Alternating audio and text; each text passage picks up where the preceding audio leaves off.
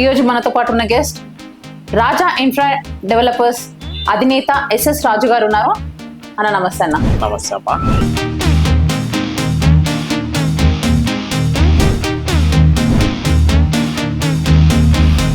రాజా infra developers అనేది ఎలా start చేశారు? కేవలం 500 రూపాయలతో నేను ఎంజీబీఎస్ బస్ స్టాప్లో దిగాను అనమాట. దిగిన తర్వాత అసలు ఏం చేయాలో తెలియదు. తల్లిదండ్రులకేమో ఒక ఫేక్ ప్రామిస్ చేసి వచ్చాను. నా యొక్క తల్లిదండ్రులకు నేను అబద్ధం చెప్పి హైదరాబాద్ రావడం జరిగింది. దిగిన తర్వాత సుమారుగా 4 గంటల ప్రాంతంలో నేను కూర్చుంటున్నటువంటి ఆ యొక్క సిమెంట్ దిమ్మ మీద నుంచి ముందు చూస్తే ఒక షాప్లో ఈనాడు పేపర్ కనిపించింది. దాంట్లో ఉద్యోగ అవకాశాలు అని చెప్పేసి ఒక పేపర్ యాడ్ చూశాను. నేలపైన 25 రూపాయలకు పడుకున్నటువంటి వ్యక్తిని నేను. నెక్స్ట్ డేకి నేను తార్నాక సెంట్ యాన్స్ స్కూల్ ఆపోజిట్లో ఉన్నటువంటి ఒక ఆఫీస్కి వెళ్ళడం జరిగింది. ఏదైతే నేను పేపర్లో చూసి ఉద్యోగ అవకాశాలు అని చెప్పేసి నేను చూసి రావడం జరిగిందో ఆ యొక్క ఆఫీస్కి వెళ్ళిన తర్వాత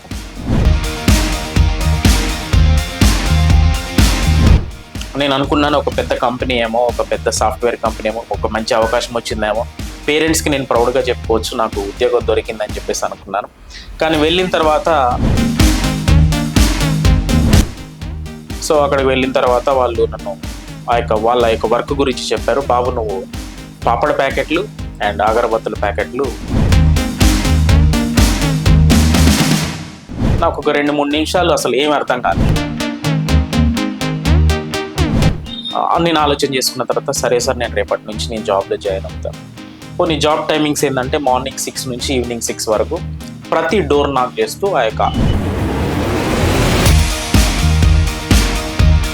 ఆ క్రమంలో భాగంగా వాళ్ళు ఏం చెప్పారంటే, బాబు డ్రెస్ కోడ్ నీది ఫార్మల్ ఉండాలి, ఒక షూ ఉండాలి, ఒక టై ఉండాలి అని చెప్పేసి చెప్పారు.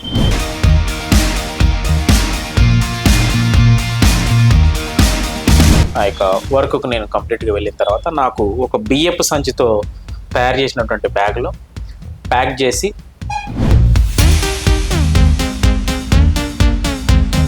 దాదాపుగా 25-30 ఇండ్ల వరకు కూడా నా దగ్గర ప్రొడక్ట్ ఎవరు కొనుక్కోలేదు. అగరబత్తులు, పాపడ ప్యాకెట్లతో ప్రారంభమైనటువంటి నా జీవితం ఈరోజు దాదాపుగా 350 మంది ఎంప్లాయీస్కి నేను ఒక అధినేతగా ఉండి దాదాపుగా 8,500 మంది కస్టమర్లకు సర్వీస్ చేసి 7 దేశాల్లో నాకు వ్యాపారాన్ని విస్తరింపజేసి దేశ విదేశాల్లో మన్ననలు పొందుకొని national and international icon awards కూడా తీసుకున్న బిజినెస్లో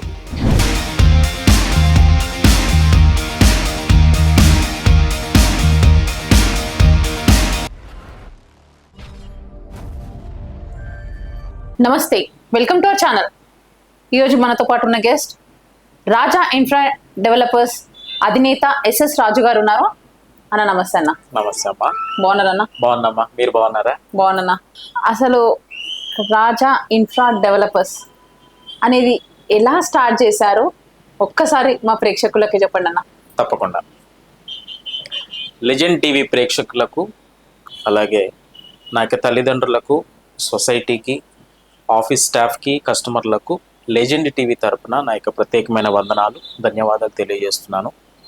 నా పేరు SS Raju, chairman and managing director Raja infra developers, Tarnaka. గత 15 సంవత్సరాలుగా సక్సెస్ఫుల్గా నా యొక్క జర్నీని కొనసాగిస్తూ దాదాపుగా 28 వెంచర్లు కంప్లీట్ చేసి 8,500 మంది కస్టమర్లను సంపాదించుకొని దాదాపుగా 7 కంట్రీస్లో 7 దేశాల్లో నా యొక్క వ్యాపారాన్ని విస్తరింపచేయగలిగాను. అది కేవలం నాకుండేటువంటి, నాపైన పెట్టినటువంటి, కస్టమర్లు పెట్టినటువంటి నమ్మకానికి ఒక నిదర్శనంగా కూడా చెప్పుకోవచ్చు. కంగ్రాచులేషన్స్ అన్న. అసలు చాలా, అసలు 7 కంట్రీస్ లో మీది కంపెనీ ఉందంటే అసలు సో హ్యాపీ.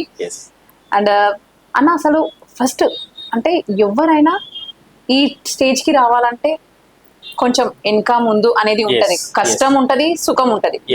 సో అసలుకి మీకు ఈ ఇన్ఫ్రా డెవలప్స్ పెట్టాలని ముఖ్య ఉద్దేశం ఏంటి అని అసలు? ఓకే, సో కళలు అందరు కంటారులే, కానీ ఆ కళని నిజం చేసుకునేటువంటి రూపంలో భాగంగా నా స్టడీస్లోనే, అంటే లైక్ 9th or 10th ఒక నిర్ణయానికి వచ్చాను. జీవితంలో అందరూ ప్రతి ఒక్క అంటే వృత్తిని ఏర్పరచుకుంటారు. నేను వ్యాపారాన్ని ఎంచుకున్నాను అనమాట. అప్పటి నుండి ఆ స్టాండర్డ్లోనే నేను వ్యాపారాన్ని ఎంచుకున్నాను. ఎందుకంటే ఒక వ్యాపారంలో మనం సక్సెస్ కావాలంటే దానికి సంబంధించినటువంటి లాభ నష్టాలు బేరీజు వేసుకునేటువంటి అవకాశం ఒక వ్యాపారంలోనే కలుగుతుంది. అవును. అలా నా స్కూల్ పీరియడ్లోనే నేను నా ఈ యొక్క వ్యాపారాన్ని ఎంచుకోవడం జరిగింది. ఆ యొక్క వ్యాపారాన్ని ఎంచుకున్న తర్వాత బేసికల్గా నాకంటూ అంటే నా తల్లిదండ్రులు ఏమి ఈ వ్యాపారానికి సంబంధించిన వాళ్ళు కాదు. నా తల్లిదండ్రుల సపోర్ట్తో కూడా నేను ఈ వ్యాపారాన్ని మొదలుపెట్టలేదు. బేసికల్గా జీరో లెవెల్ నుంచే ఈ యొక్క వ్యాపారానికి వచ్చినటువంటి వ్యక్తిని.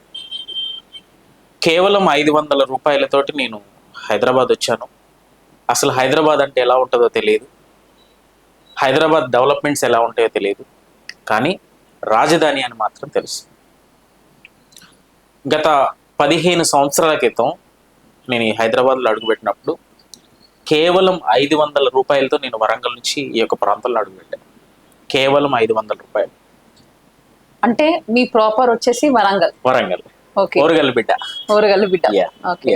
అంటే అంత అంటే అప్పుడు 500తోనే ఇక్కడికి వచ్చి రావాలని ఎందుకు వచ్చిందన్న? అక్కడనే వరంగల్లోనే ఏదైనా జాబ్ చేసుకుంటూ అక్కడనే డెవలపర్స్ పెట్టాలి అనే ఆలోచన ఉండొచ్చు కదా మీకు? నేను అంటే స్కూల్ ఏజ్లో నుంచే ఆలోచన చేసే భాగంలో నా ఎనాలిసిస్లో రాజధానిలో ఒక జెండా పాతాలి అనే ఒక దృఢమైన సంకల్పం నన్ను ఇక్కడ దాకా హైదరాబాద్ దాకా తీసుకొని వచ్చిందనమాట. అలా నా ఆలోచనలో భాగంగానే నా యొక్క డిగ్రీ కంప్లీట్ చేయగానే నేను హైదరాబాద్కి ప్రయాణమే రావడం జరిగింది. కేవలం 500 రూపాయలతో నేను MGBS బస్ స్టాప్లో దిగానమాట. దిగిన తర్వాత అసలు ఏం చేయాలో తెలియదు. తల్లిదండ్రులకేమో ఒక ఫేక్ ప్రామిస్ చేసి వచ్చాను, నాకు ఒక సాఫ్ట్వేర్ కంపెనీలో ఉద్యోగం వచ్చింది, నేను ఇంటర్వ్యూకి వెళ్తున్నానని చెప్పేసి నా యొక్క తల్లిదండ్రులకు నేను అబద్ధం చెప్పి హైదరాబాద్ రావడం జరిగింది. ఎందుకనంటే నా జీవితంలో ఒక నిర్ణయం ఏర్పాటు చేసుకున్న తర్వాత నేను వెనకడుగు వేసేటువంటి ప్రసక్తి ఉండదన్నమాట. ఏ నిర్ణయం అయినా కూడా ఖచ్చితంగా దాన్ని మనం కంప్లీట్ చేయాలనే ఉద్దేశం చేత నేను నా ఆలోచనలు చిన్నప్పటి నుంచి కూడా ఈ విధంగానే ఉంటాయి. మనం ఏదన్నా ఒక నిర్ణయం తీసుకున్నప్పుడు, ఒక ఆలోచన చేస్తున్నప్పుడు దానిని మనం కంప్లీట్ చేయగలమా లేదా అనేది మనకు చాలా ప్రాముఖ్యం. అది కంప్లీట్ చేయనప్పుడు దాని గురించి ఆలోచన చేసి వేస్ట్. మనం కంప్లీట్ చేయాలి అని అనుకున్నప్పుడు దాని గురించి ఆలోచన చేయాలి.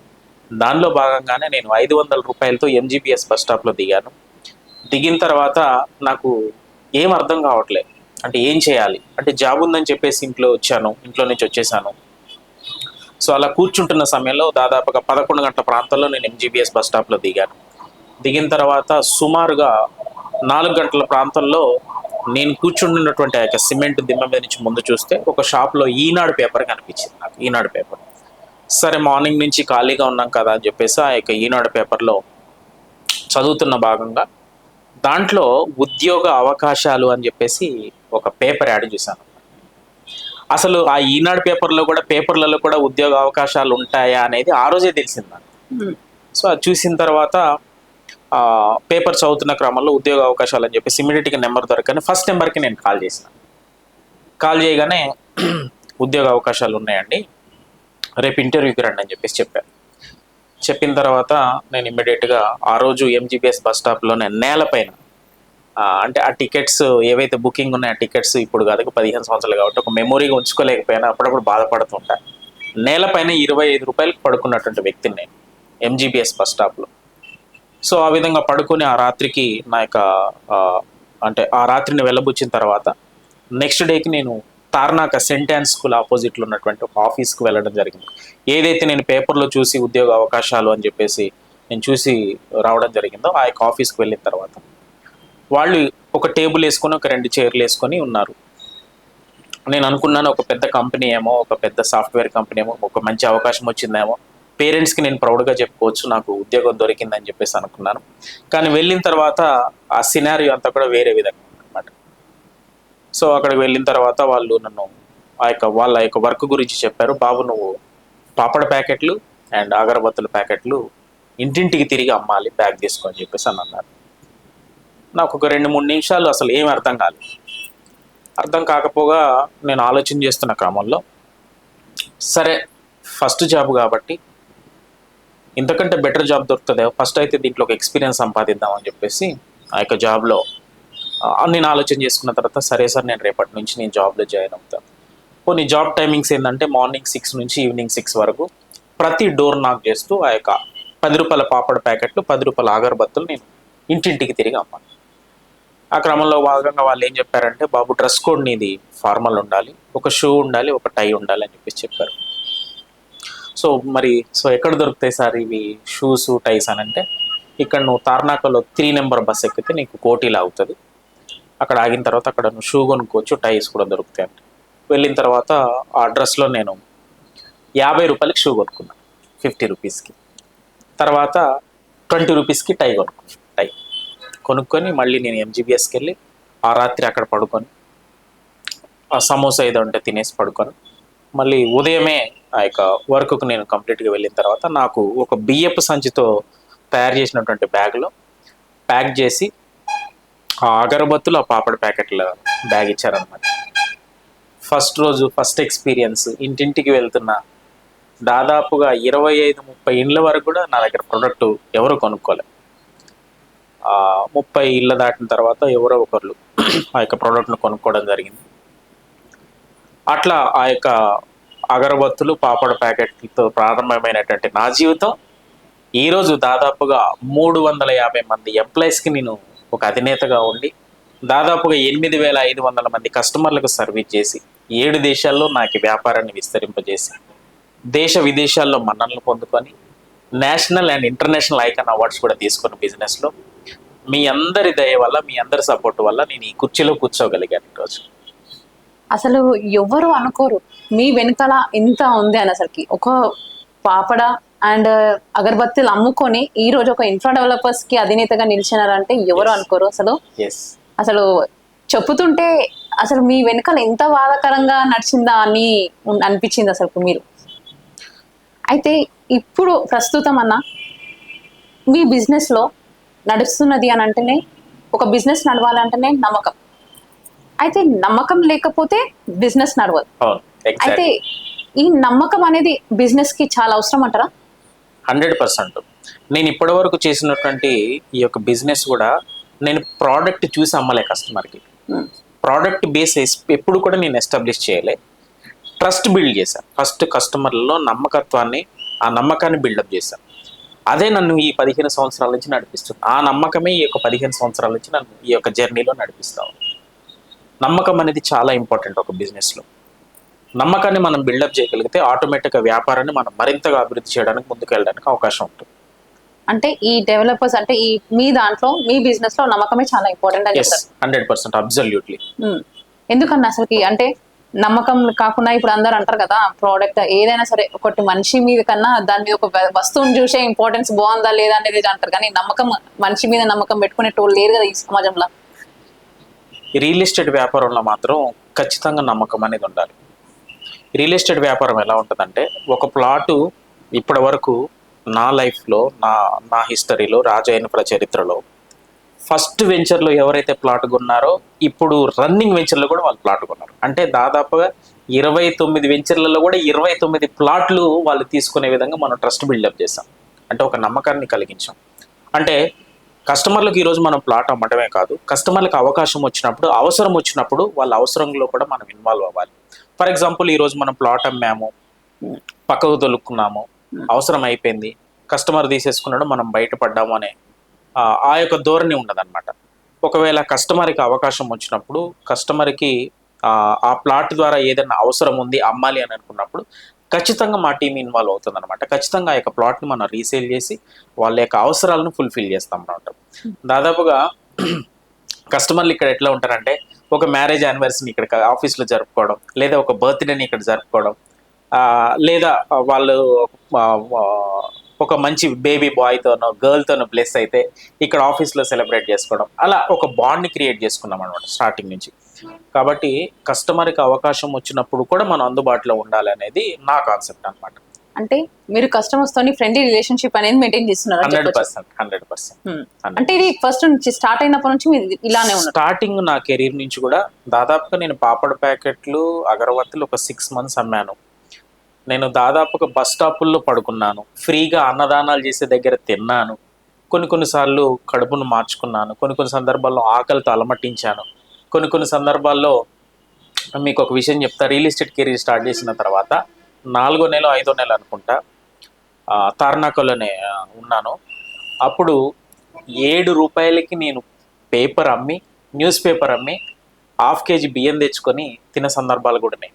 ఆ బియ్యం తెచ్చుకొని 1/2 కిలో బియ్యం స్టవ్ మీద పెట్టుకున్నప్పుడు ఏమైందంటే, నేను ఆ రోజు బాగా టైర్డ్ అవ్వడం వల్ల ఆదమర్చి నిద్రపోయాను.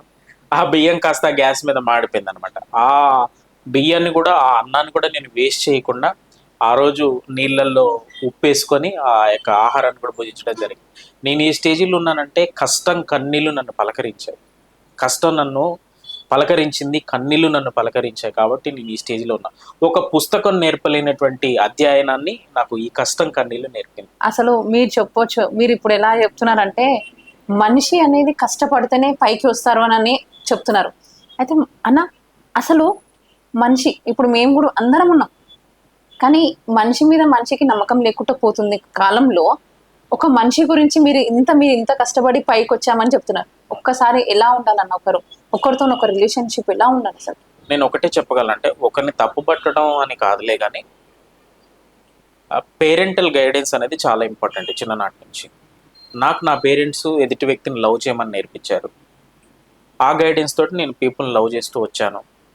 ఇప్పుడు నేను ఈ యొక్క వ్యాపారాన్ని ఈ రకంగా మలుచుకోగలిగానంటే ఖచ్చితంగా మా డాడీ మమ్మీనే, మా అమ్మ నాన్నలు.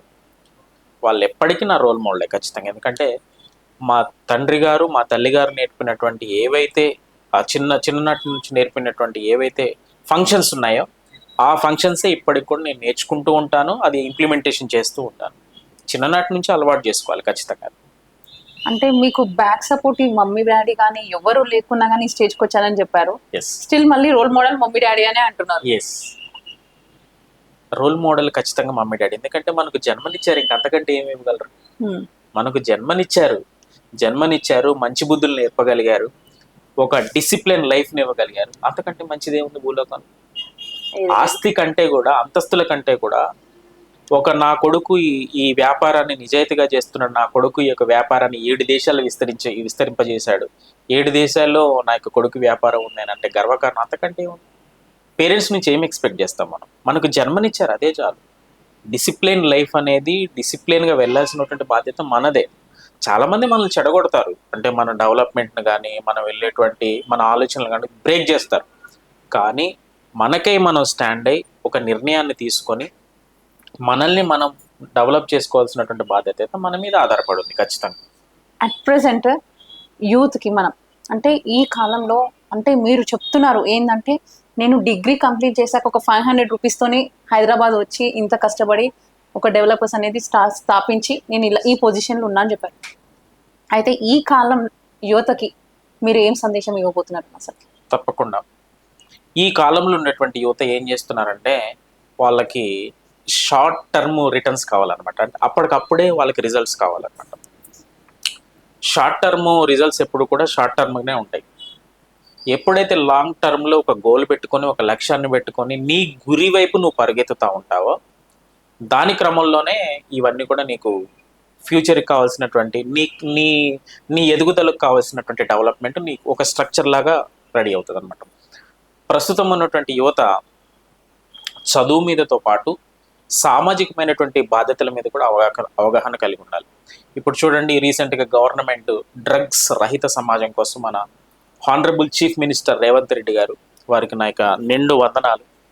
ఎందుకంటే చిన్నప్పటి నుంచే వ్యసనాలకు బానిసై, ఒకరినొకరిని చంపుకుంటూ, మత్తు పదార్థాలకు బానిసలై, వాటి నుంచి బయటికి రాలేక ఎన్నో ప్రాణాలు గాల్లో కలిసిపోతూ ఉన్నాయి. ఇప్పుడు చూడండి, రకరకాలైనటువంటి మత్తు పదార్థాల ద్వారా కానివ్వండి, రకరకాలైనటువంటి బానిసపరమైనటువంటి అంటే ఎడిక్షన్ అనమాట, ఒక టైప్ ఆఫ్ ఎడిక్షన్. సో వాటికి బానిసలై ఉండడం వల్ల ఏమైందంటే, యువత తాము వెళ్ళాల్సినటువంటి గమ్యాన్ని రీచ్ కాలేకపోతున్నారు, తాము అనుకున్నటువంటి ఆలోచనలు చేరుకోలేకపోతున్నారు. ఎందుకు చేరుకోలేకపోతున్నారంటే, ఇవన్నీ కూడా ఒక బ్రేకప్స్ అనమాట మధ్యలో. ఈ మత్తు పదార్థాలు కానివ్వండి, డ్రగ్స్ కానివ్వండి, జీవితాన్ని మనకు ముందుకు తీసుకువెళ్ళేవి కావు, జీవితాన్ని నాశనంలోకి వెనక్కి లాగేటువంటి ఈ యొక్క అవకాశం ఉంటుంది. కాబట్టి యువత ముఖ్యంగా చదువు మీద ఎక్కువ దృష్టి సారించాలి. అలాగే లైఫ్ మీద కూడా ఎక్కువ దృష్టి సారించారు. ముఖ్యంగా టైంని ఎవరైతే మేనేజ్ చేస్తారో వాళ్ళే జీవితంలో సక్సెస్ అవుతారు. ఎందుకంటే టైమే జీవితం, జీవితమే టైం. కాబట్టి టైంని ఎవరైతే ప్రాపర్గా వాడుకుంటారో, టైంని ఎవరైతే ప్రాపర్గా యూజ్ చేసుకొని వాళ్ళ లైఫ్ని బిల్డప్ చేసుకుంటారో వాళ్ళు మాత్రమే ఖచ్చితంగా ముందుకెళ్ళగలరు. ఈ డ్రగ్స్ కానివ్వండి, ఈ యొక్క మత్తుకు సంబంధించినటువంటి వ్యవహారాలు కానీ వాటికి దూరంగా ఉండడం మంచిది. ఎందుకంటే మీ యొక్క అభివృద్ధిని అవి అడ్డుకునేటువంటి అవకాశం ఉంటుంది. కాబట్టి వీటిలన్నిటికీ అంటే ఏదైతే మనకు జీవితంలో అడ్డొస్తుందో దాన్ని మనం రిమూవ్ చేయడం అనేది చాలా ఇంపార్టెంట్. అంటే ఇప్పుడు చెప్తున్నారు యువత ఇప్పుడు మత్తు పదార్థాల సైడ్ వెళ్తుందని అంటున్నారన్న. అయితే ఇప్పుడు స్టూడెంట్స్ కాలేజ్కి వెళ్ళినప్పుడు టీచర్స్ లోపమా లేకపోతే తల్లిదండ్రుల లోపమా పిల్లల్ని పట్టించుకోకపోవడం కారణం? ఒకటి చూడండి, నేను ఇందాకే చెప్పాను, పేరెంటల్ కౌన్సిలింగ్ అనేది చాలా ఇంపార్టెంట్. ఇవాళ రేపు మన బాబు అల్లరి చేస్తున్నాడు, మన బాబు తప్పు చేస్తున్నాడు అని అంటే గనక మన బిజీ షెడ్యూల్లో, అంటే మనకుండేటువంటి వ్యాపారం కానివ్వండి, మనకుండేటువంటి ఉద్యోగ రీతిలో వాళ్ళు పట్టించుకోవడం బంద్ చేస్తాం. హస్బెండ్ ఉంటే వైఫ్ ఉండదు, వైఫ్ ఉంటే హస్బెండ్ ఉండదు పిల్లలతో. సో పేరెంట్స్ అనేవాళ్ళు ఖచ్చితంగా పిల్లలతో వాళ్ళు స్కూల్ నుంచి రాగానే 1 గంట మాత్రం ఖచ్చితంగా వాళ్ళతో స్పెండ్ చేయాలి. ఎందుకంటే ఇప్పుడు మా తండ్రి నాకు నేర్పించాడు, బాబు నువ్వు మత్తు పదార్థాల జోలికి వెళ్ళకు, మత్తుని కలిగించే వాటిని నువ్వు స్వీకరించకు, అవి నువ్వు స్వీకరిస్తే మాత్రం నీ జీవితం నాశనం అయిపోద్ది అని చెప్పేసి చిన్నప్పుడు పేరెంట్స్ గద్దిచ్చారు, కొట్టారు, తిట్టారు. మా అమ్మ అట్ల కాడబెట్టి కూడా కాల్చింది స్కూల్కి వెళ్ళకపోతే.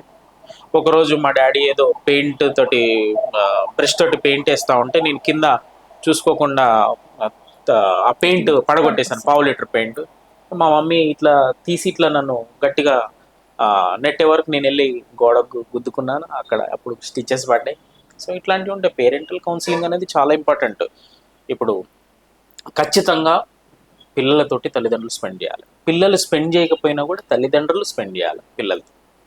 అంటే అవగాహన అనేది ఇంటిలో నుంచే ఏర్పడాలి. ఇంటిని వెళ్ళలేని వాళ్ళు బయట వెళ్ళలేరు.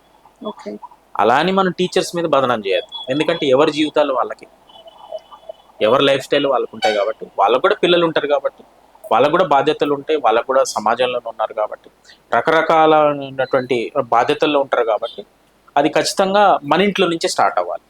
కౌన్సిలింగ్ అనేది మన ఇంట్లో నుంచి స్టార్ట్ అవ్వాలి. అంటే ఈ కాలంలో, అంటే ఈ జనరేషన్ పిల్లలు ఎక్కువ పేరెంట్స్ తో కన్నా స్కూల్లోనే, స్కూలింగ్స్ అండ్ కాలేజెస్ లోనే టైం ఎక్కువ గడుస్తున్నారు కదా. సో మన టీచర్స్ కూడా మన తల్లిదండ్రులతో పాటు టీచర్స్ కౌన్సిలింగ్ కూడా ఉంటే కూడా బెస్ట్ కదా. 100%. ఫస్ట్ ఫ్యామిలీ కౌన్సిలింగ్ ఉండాలి, తదుపరి కాలేజెస్ కానీ, స్కూల్స్ కానీ, ఆఫీసులలో కూడా కౌన్సిలింగ్లు కావాలి. ఎందుకంటే ప్రపంచం ఎటువైపు పరిగెడుతుంది అనేది ఇప్పుడు మనం చూస్తూ ఉన్నాం. ప్రపంచం అభివృద్ధి వైపు పరిగెత్తకుండా ఇలాంటి వ్యసనకరమైనటువంటి అవకాశాల కోసం ఎదురు చూస్తున్నప్పుడు ఖచ్చితంగా వాటిని కరెక్షన్ చేయాల్సినటువంటి బాధ్యత ఉంది. నేను స్కూల్ అనే కాదు, కాలేజ్ అనే కాదు, ఆఫీసులలో కూడా ఇట్లాంటి అవేర్నెస్ ప్రోగ్రాంలు పెట్టాలి. ఇప్పుడు రీసెంట్గా మనకు రేవంత్ రెడ్డి గారు స్టార్ట్ చేసినటువంటి ఈ యొక్క ప్రోగ్రాంలో కూడా గవర్నమెంట్ నేను రిక్వెస్ట్ చేస్తున్నా, ఆఫీసులలో కూడా ఇలాంటి అంటే డ్రగ్ అవేర్నెస్ ప్రోగ్రామ్ కండక్ట్ చేస్తే మాలాంటి వాళ్ళు కానివ్వండి, లేకపోతే ఆఫీసులో ఉన్నటువంటి వ్యక్తులు కానివ్వండి, వాళ్ళ పిల్లలకు ఆ యొక్క అవేర్నెస్ ప్రోగ్రామ్ను చెప్పడం జరుగుతుంది, లేదా వాళ్ళకి వివరించడం జరుగుతుంది. లేదా ఇంటికి వెళ్ళినప్పుడు ఇట్లా తీసుకోవద్దు, డ్రగ్స్ తీసుకోవద్దు, మత్తుకు బానిసలు కావద్దు, చెడిపోవద్దు, సొసైటీలో మంచి అవకాశాలను కోల్పోతాం అనేటువంటి అవకాశాన్ని పిల్లలకు మనం చేరవేయాలి. మనిషికి ఉండాల్సిన వాల్యూ ఏంటి అని అసలు అట్ ప్రెసెంట్ సిచ్యువేషన్లో? చాలా చాలా మంచి క్వశ్చన్ అడిగారు. ఇవాళ రేపు మనిషి 4 దిక్కులు సంపాదిస్తున్నాడు, ఈస్ట్, వెస్ట్, నార్త్, సౌత్. కానీ తాను చనిపోయినప్పుడు మాత్రం నలుగురు మోసే ఆ యొక్క శవాన్ని నలుగురు మోసేటువంటి అవకాశాన్ని మాత్రం సంపాదించలేకపోతున్నాడు. కాబట్టి మానవ బంధాలు చాలా విలువైనవి, మానవ విలువలు కూడా చాలా విలువైనవి.